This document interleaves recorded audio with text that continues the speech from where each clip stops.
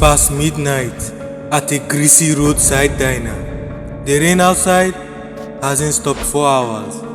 You sit in a booth with some of your friends and joy. She's hard. Well, anyways, everyone is joking, eating fries, half asleep until Joy leans forward and tells a story. Have you heard of the silent man? He was a street performer, a mime, but he wasn't normal. He became obsessed with silence, like real silence. If people didn't clap for him, he would follow them home, and when they least expect it, he would make sure they never make a sound again. The group laughed nervously, but not for you. Your face turns pale. You admit it with a trembling voice that you saw a mime outside your apartment window, not moving, just staring, smiling.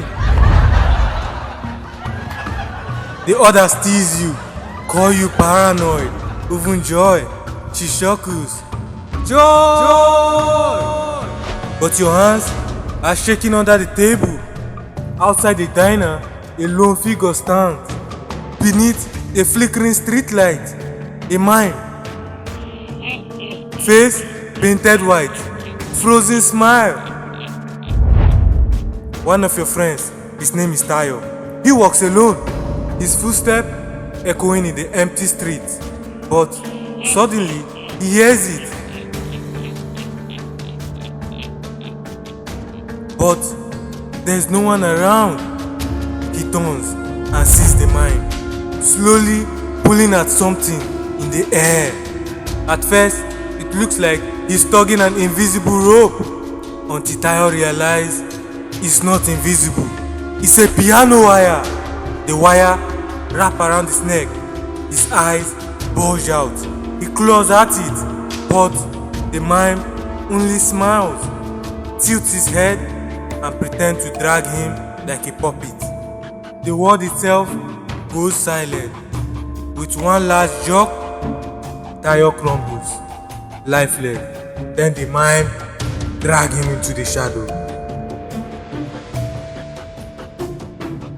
That night, you wake up in your bed to a soft, repetitive tapping at your window. Tap, tap, tap. You pull the curtains. Nothing. Empty street. You exhale in relief.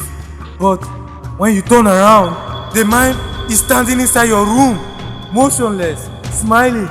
You blink. Then he comes closer. You blink again. He's right in front of you. You bolt out of the door, flinging it open. The hallway is empty. Silence. The mime is gone. You call the police, but they don't believe you. They say it's paranoia caused by stress. But the next day, another body is found. A corpse sitting in a chair, his hand forced into a clapping position, his mouth stretched impossibly wide, tongue missing. Terrified, your friends meet together again in your apartment. Everyone is panicking, arguing. What if the silent man is real? Then a spotlight flickers on. There, in the middle of the room, stands a stage that wasn't there before. The mime steps into the light. He bows deeply. In one hand, a red balloon dripping with blood. In the other, a gleaming knife. But the mime begins acting out a silent skit, pretending to saw someone in half. He points at Miriam. She screams.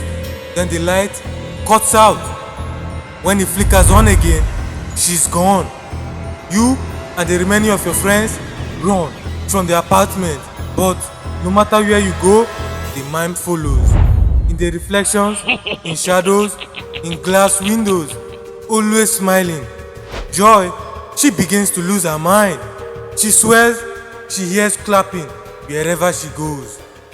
Kevin wakes up one morning with his hand locked in a mime position with blood dripping out of his wrist.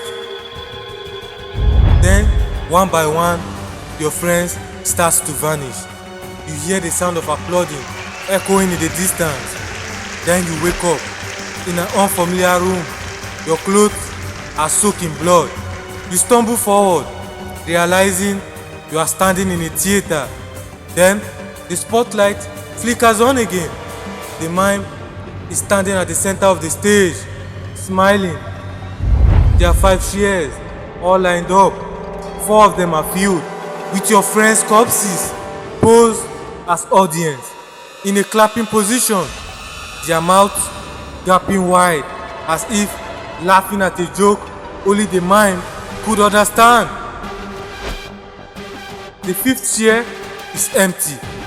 Slowly but deliberately, the mime pats at the seat, inviting you to join. The applaud grows, even when there's no one clapping.